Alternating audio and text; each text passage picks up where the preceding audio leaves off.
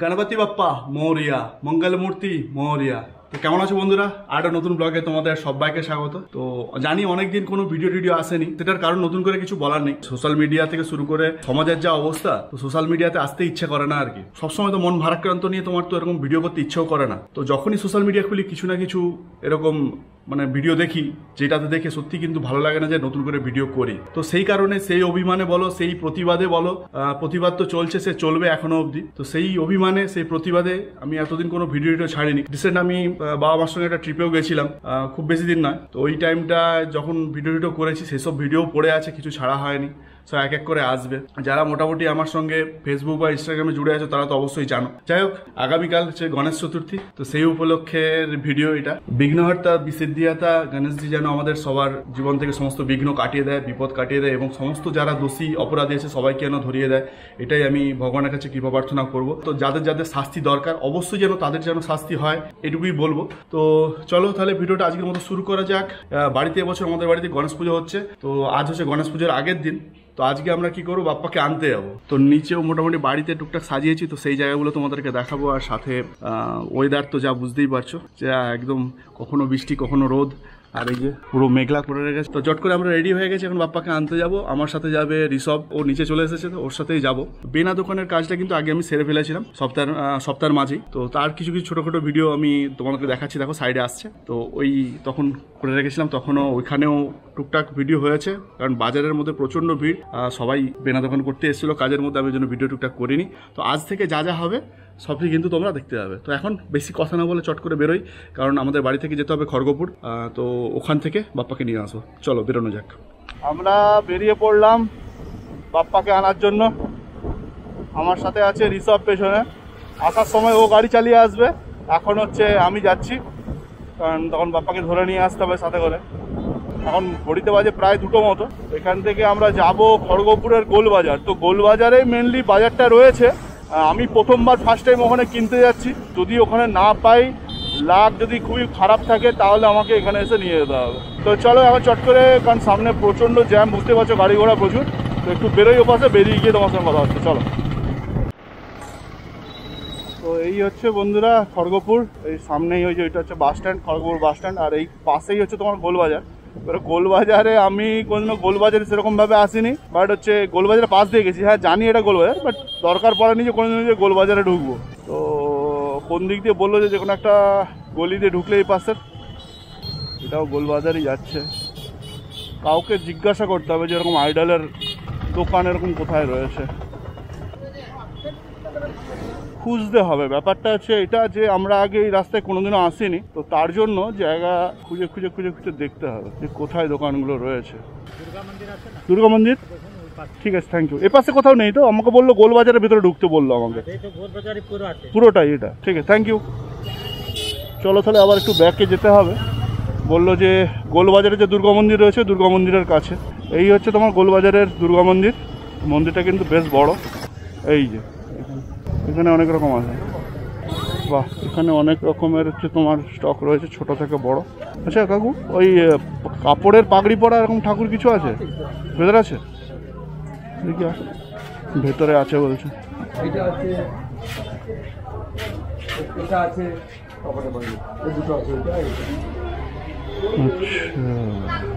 ওখান থেকে বেরিয়ে এসেছি, আরও 1-2টো জায়গা একটু দেখবো, দেখে তারপরে নেব আর কি ভেবেছি। আমরা এখন এসেছি আর একটা দোকানে।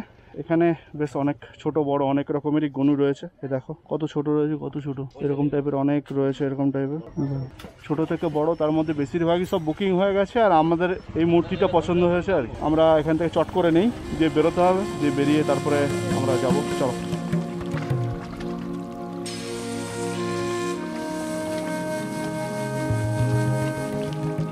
কোথাও কোথাও বৃষ্টি হচ্ছে, কোথাও কোথাও বৃষ্টি হচ্ছে না, যার জন্য অসুবিধা, দাঁড়িয়ে দাঁড়িয়ে যেতে হচ্ছে। আর বাড়ি পৌঁছে কথা হবে। চলো।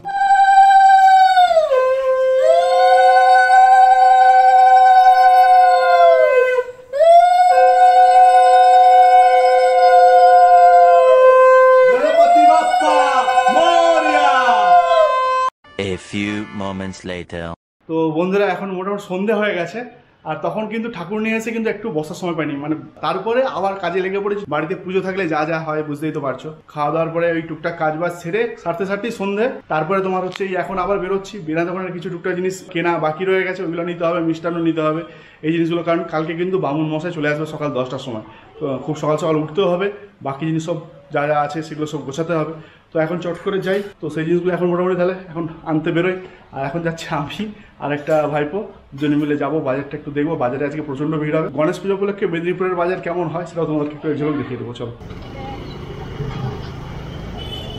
যে হেলমেটের মধ্যে ক্যামেরা আছে, আনওয়ান্টেড কত রিয়াকশন যে পাওয়া যাচ্ছে, আমাকে এলিয়েন হয়তো ভাবছো মনে কে জানে। রাস্তায় ভিড় দেখে তো তোমরা বুঝতেই পারছো যে গাড়ি চালানোটা কি অসুবিধা।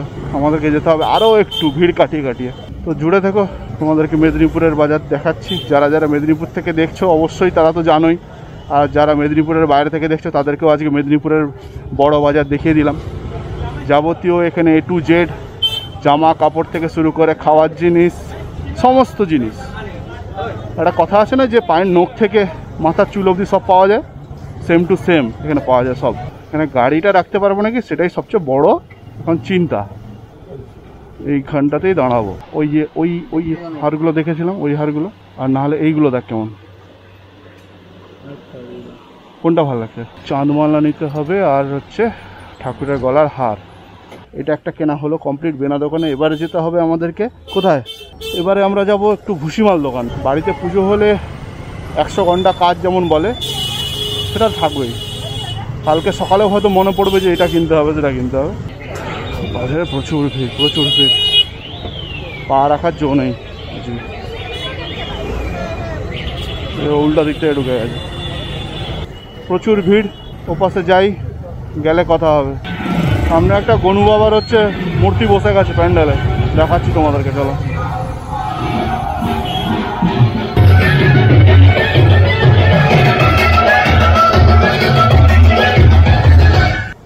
সবই কেনাকাটা কমপ্লিট। তাছাড়াও আরও দুটো জিনিস, এই যে বললাম পুজোর শেষ মুহূর্ত অবধি মনে হবে যেন এটা কেনা হয়নি সেটা হয়নি, তার মধ্যে একটা জিনিস রয়ে গেল, এক দুটো জিনিস রয়েছে, সেটা আবার কাল সকালে আবার বেরোতে হবে। তো চলো তোমাদের সঙ্গে একদম বাড়িতে গিয়ে কথা হচ্ছে। আমাদের পুরো অন্ধকার, দেখতে পাচ্ছ রাস্তাঘাট। তো আমরা এখন বর্তমানে বাড়িতে সবকিছু বাজারটার থেকে সেরে এসেছি। বলেছিলাম না যে জায়গায় ঠাকুর যেখানে বসেছে সেই জায়গাটা একটু দেখাবো, তো সেই জায়গাটা হচ্ছে কিন্তু এইটা ঠাকুরে যে বসেছে মনু বাবা, আর দু সাইডে সাজানো হয়েছে, আরও কিছু ব্যাকগ্রাউন্ডে সাজানো বাকি রয়েছে। লাইট টাইটগুলো ঠিকঠাক এখনও হয়নি। এই নিচের এই পোর্শনটা পুরো ঠিকঠাকভাবে ডেকোরেট হবে, আর ঠাকুরের বাসন টাসন টুকটা রাখা আছে, এখনও সব কিছু রেডি হয়নি। তো রাত্রেবেলা তোমাদেরকে দেখাবো ফাইনাল যে কেমন দেখতে লাগছে। তো তার আগে দেখো যে ঠাকুরের জন্য যে মিষ্টান্নটা তৈরি হচ্ছে মোদক, সেটা তোমাদেরকে এক ঝলক দেখাই। আর আমার এই চেহারা দেখে বলো না, খুব বেশি বডি বিল্ডার নই আমি, মোটামুটি খালি গায়ে, প্রচণ্ড গরম, ব্যবসানি গরম, ভাদ্র মাসের যে পচা গরম বলে সেই গরম, তো সেই জন্য জামা খুলে দিয়েছি, কিছু করার নেই। চলো আগে ওইটা দেখে আসি মিষ্টান্নটা কেমনভাবে হচ্ছে, চলো।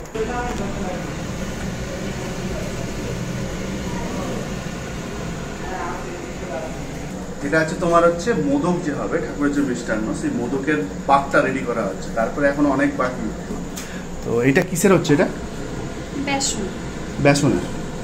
এটা একরকমের হবে, দু রকমের মোদক হবে মোটামুটি, একটা বেসনের হবে, আরেকটা থাকলো, সেটা যখন হবে সেটাও তোমাদেরকে দেখাবো। এটা হচ্ছে পুরোপুরি পাকটা দেওয়া হচ্ছে, তারপরে বাকি কাজ আছে। এই যে ড্রাই ফ্রুটস রাখা রয়েছে, ফাইনাল টেস্টটা কিন্তু ফাটাফাটি আসবে। ঠাকুর যেমন এবছর আমাদের ঘরে নতুন পুজো হচ্ছে, সেরকম মিষ্টান্নটাও কিন্তু প্রথমবার ট্রাই হচ্ছে। তো চলো এখনের মতো এটা দেখি। এটা হয়ে গেছে।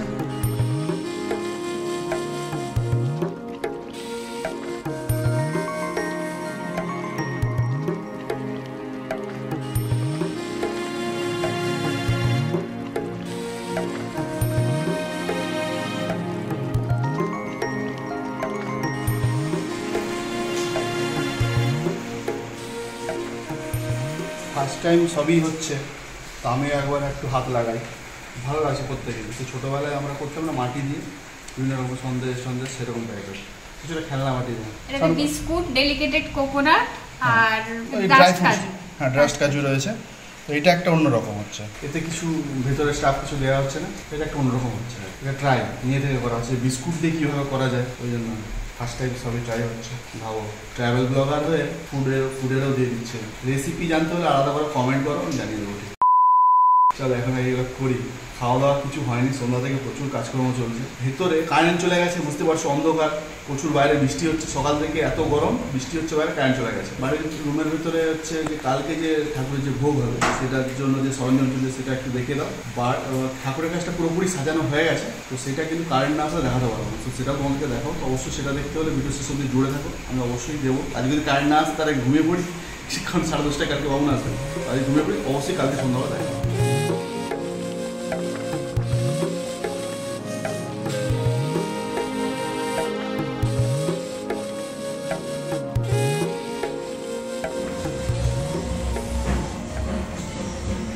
গুড মর্নিং বন্ধুরা। তো আজকে হচ্ছে নেক্সট দিন। কালকে কিন্তু শুধু প্রায় অনেকটাই বেজে গিয়েছিল রাত্রে, কারণ দেখতেই পাচ্ছিল কালকে পুরো জোর কদমে কাজ চলছে। আর কারেন্টটাও কিন্তু এসেছে কালকে প্রায় 3:30টার দিক, 3:20 3:30টার দিক করে। তো সেই করে কাজকর্ম তোমরা তো দেখতে পেলে আগের দিন যে আমরা মিষ্টান্ন তৈরি করছিলাম, তারপরে টুকটাক কিছু কাজ ছিল, তো সেগুলো কমপ্লিট করে শুধু হতে প্রায় 4টা বেজে গিয়েছে। তো তারপরে আর কি জাস্ট শুলাম কিছুক্ষণ। আজকে সকালবেলা 7টার সময় উঠেছি, উঠে বাজার গেছি। বেনা দোকানের ফলমূলের মধ্যে হচ্ছে যে সিজডাব থাকে, ঘটের উপরে সিজডাব, সেটা আমাদের এখানে আকাল পড়ে গেছে মেদিনীপুরে, মানে ওটা পাওয়া যাচ্ছে না। কালকে গোটা মার্কেট খুঁজেছি, কোথাও পাইনি। আজকে সকালে যা হোক করে পেয়েছি একটা, সেটা আনতে গেছিলাম, মিষ্টান্ন অর্ডার দেওয়া ছিল, সেটা নিয়ে এসেছি। দিয়েই আর কি জাস্ট স্নান টান করে রেডি। গুনু বাবার মুখ তোমাদেরকে দর্শন করানো হবে, আর বাবু মশাই এসেছে, বাকি সরঞ্জাম কি কি হচ্ছে নিচে চলো দেখা।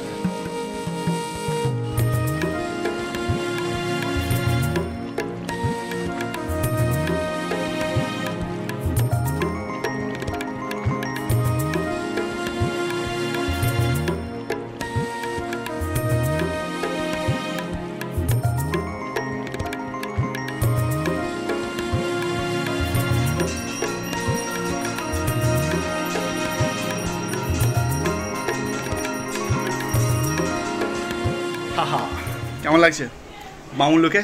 ওং সাহা, তাই না? পুরোপুরি একদম দেখো বামুন লুক দেখো। এখন মোটামুটি পুজো শেষ, আর পুজো শেষ বলতে একবেলার পুজো শেষ, আবার সন্ধ্যাবেলা সন্ধ্যা আরতি রয়েছে, তো সেসবও তোমাদেরকে দেখো। আর এখন বাড়ির পাশাপাশি যারা প্রতিবেশীরা এসেছিলেন তারা সবাই এখন মোটামুটি ঠাকুরের ভোগ খাচ্ছেন। কারা কারা খাচ্ছে, বাচ্চা খাচ্ছে, সবাই মিলে মজা করে বেশ সুন্দরভাবে। একবার তোমাদেরকে একটু দেখাই, কারণ ওখানে কথা বলতে পারবো না, সবাই চেঁচামেচি সব চলছে। একবার এক ঝলক তোমাদেরকে দেখাই।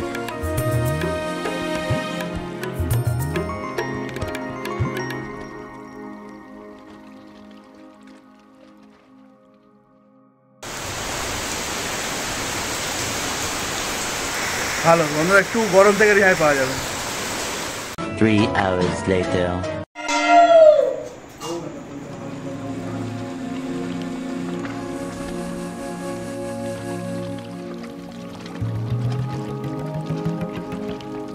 কালকে এই জায়গাটা সাজাতে কত কিছু করতে হয়েছিল, একদিনের মধ্যে পুজো টুজো সব কিছু গুছিয়ে গেল। এই হচ্ছে গনু বাবা। চলো তোমাদেরকেও গুড নাইট, গনু বাবাকেও গুড নাইট, ঘুমিয়ে পড়ো। চলো তোমরা ঘুমিয়ে পড়ো, আর দেখা হচ্ছে কাল সকালে। গুড মর্নিং বন্ধুরা, আজকে গণেশ পূজার দ্বিতীয় দিন। জাস্ট ঘুম থেকে উঠলাম এক্ষুনি আর কি, সকালে উঠেছি। আবার কি বাউন মশাই নিচে চলে এসেছে, কাঁসর ঘন্টার আওয়াজেই ঘুম থেকে উঠলাম আর কি। তাই চলো আগে চট করে ফ্রেশ হই, কারণ মাও অনেকবার ডাকতে এসেছে, তার মধ্যে ওঠা হয়নি। চলো আগে ফ্রেশ হয়ে তোমার সঙ্গে কথা। চলো